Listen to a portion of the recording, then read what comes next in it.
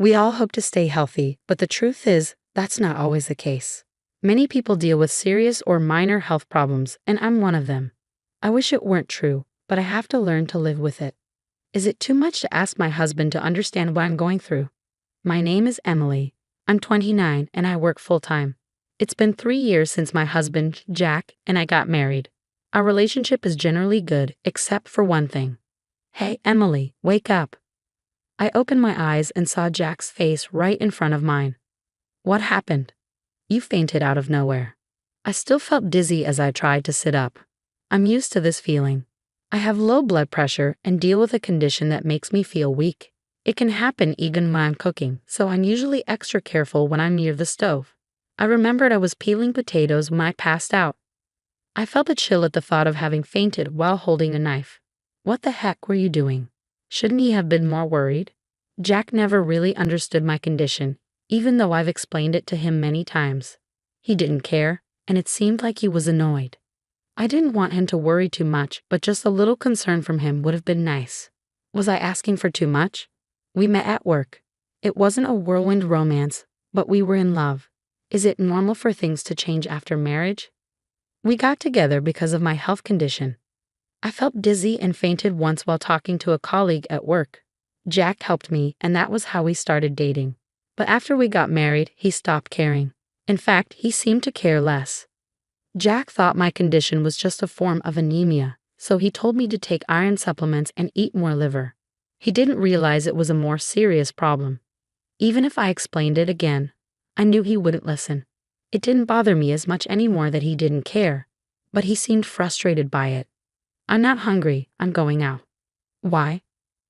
I'll be ready in a minute. I don't feel like eating. How could someone who faints just from peeling potatoes not feel worse than you? I'm leaving. Wait, can you grab that meat, please? I sighed as I looked at the potatoes. This was a usual situation. Whenever I had symptoms, Jack would make up an excuse to go out and stay away for hours. But that day, he didn't come back until the next morning. It wasn't just going out. I started to feel anxious. One day, Jack said he had something important to tell me. What is it? I'm taking my parents to Puerto Rico for the long holiday. Wow, that sounds amazing. I clapped my hands in excitement. We'd never taken a trip together after getting married. It felt a little awkward to go with my in-laws, but we had a good relationship, so it could be fun. I started imagining clear oceans and sandy beaches, but then Jack said, "Don't get your hopes up." I gave him a confused look. What do you mean? I'm going with my parents and you're staying home. Why? I was shocked by his response. Why should I stay home? You know you're not well, right? You pass out just by standing for a while. You can't even enjoy sightseeing. We'll have more fun without you there. My symptoms aren't that bad. You're exaggerating. I'm just being honest. My parents agree too, so you're staying. What? It's already decided. I've booked a hotel for 3. I didn't know what to say as I watched him walk out. I was left alone again while he packed for his trip. I thought about protesting to his parents, but I didn't want to cause trouble with them. Even though they seemed to be trying to ruin our relationship, I couldn't bring myself to confront them. The truth is, standing for too long makes me faint. I never know when it's going to happen, and it's hard to predict the symptoms. I guess I would have been a burden on their holiday, so I decided to let it go. While I sat there thinking, I suddenly started feeling dizzy again. Too late, my vision started spinning, and I worried about the sharp objects around me before I fainted again. Hey, Emily, wake up. I felt something nudging me, and then I heard Jack's voice. I realized I was lying on the floor. I opened my eyes and saw Jack standing over me. Jack. Oh my God, this is enough. How many times are you going to pass out? Ouch. Stop. You didn't seem like you were waking up, so I helped you. Be thankful. He pointed at me with his foot. Even though he wasn't kicking me, I couldn't believe he was doing that. I tried to get up, but I still felt dizzy and sick. I couldn't stand up. I feel really sick. I lay back on the floor, and Jack clicked his tongue in frustration. No, I didn't need him to act like that. I was upset, but I couldn't find the energy to argue with him. What's next, Jack? I'm leaving now. Be good. I'll be mad if I come home and the house is a mess. No care or concern at all. Huh? You're leaving? You know I'm supposed to go on a trip. My flight's soon. I need to leave now. Wait, help me get to the bed. At least help me. I feel like I'm going to throw up. No way. Stop acting like a baby. You're just dizzy. You still have time to catch your flight, right? You can manage. He didn't care about my unspoken protest and just walked out. I lay there, staring at the door as it closed behind him. Unbelievable. That's awful. Are you mad? Of course I am. What do you think? I planned to talk to my friend the next day. She was shocked and upset too. Anyone would have thought it was terrible after Jack laughed. I managed to get up on my own, but I cried thinking about what he said. I had been feeling mistreated, but this was the worst. My friend's sympathy didn't help much though. What was I going to do? I felt stressed, and to calm my nerves, I had a drink alone that night. Then I saw the name on the screen and was shocked. It was my father-in-law. He was supposed to be with Jack on the trip. Had something happened to him? I quickly sobered up and answered the phone in panic. Hello? Hey, Emily. Sorry to call so late, he said, speaking slowly. No, it's okay. Is everything all right? It's a bit sudden. His next words left me stunned. The next day, my phone kept vibrating in the quiet room. It was Jack calling.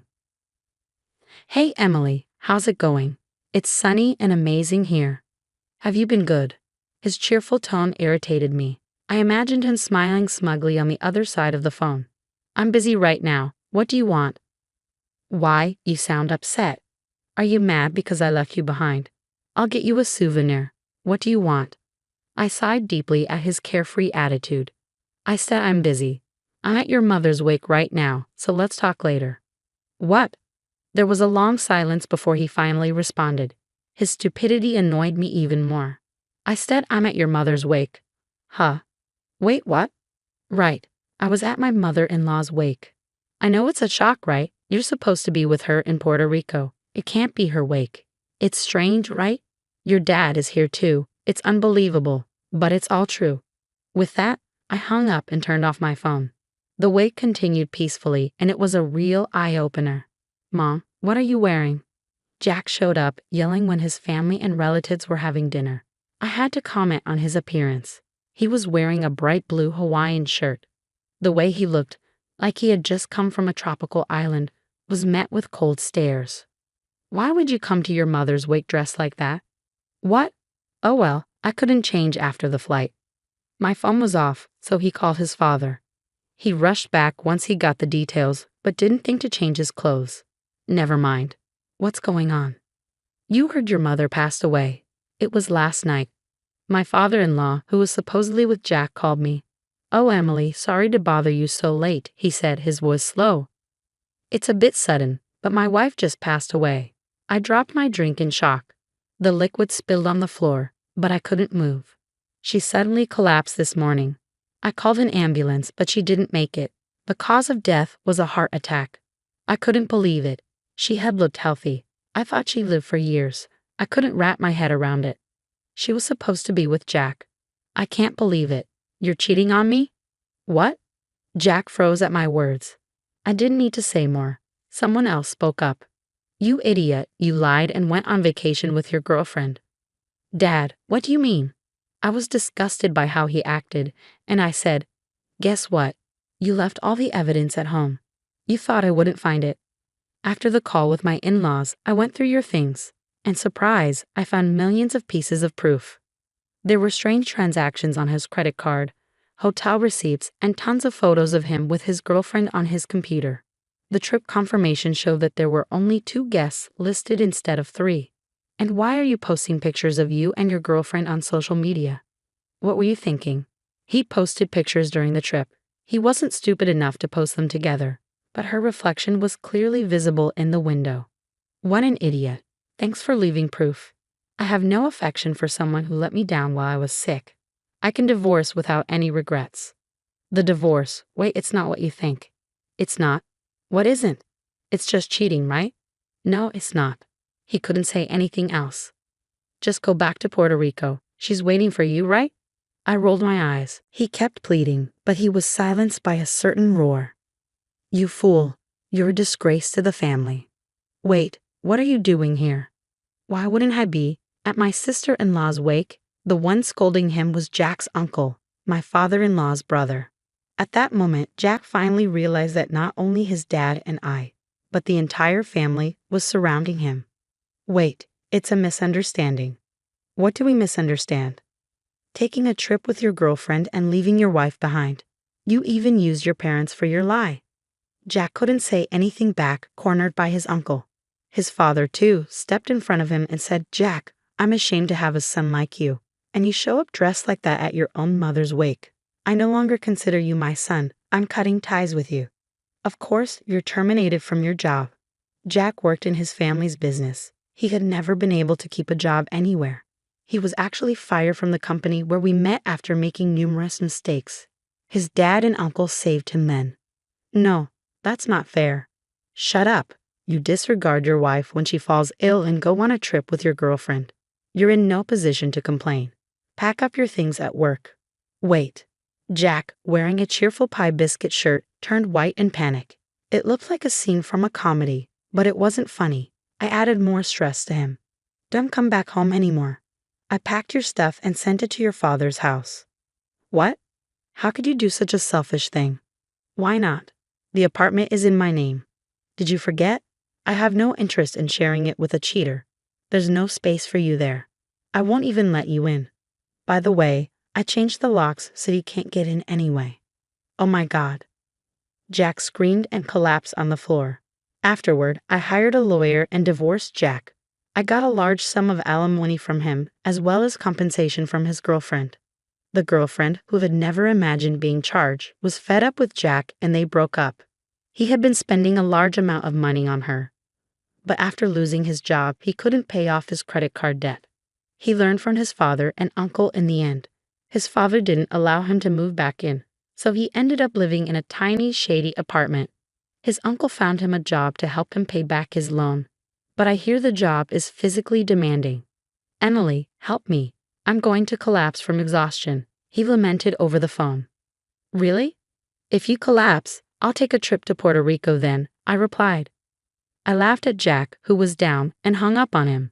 I don't know what happened to him afterwards since I blocked him, but I assume he doesn't have a pleasant life. Years later, I met someone new. He's into wellness and understands my disorder.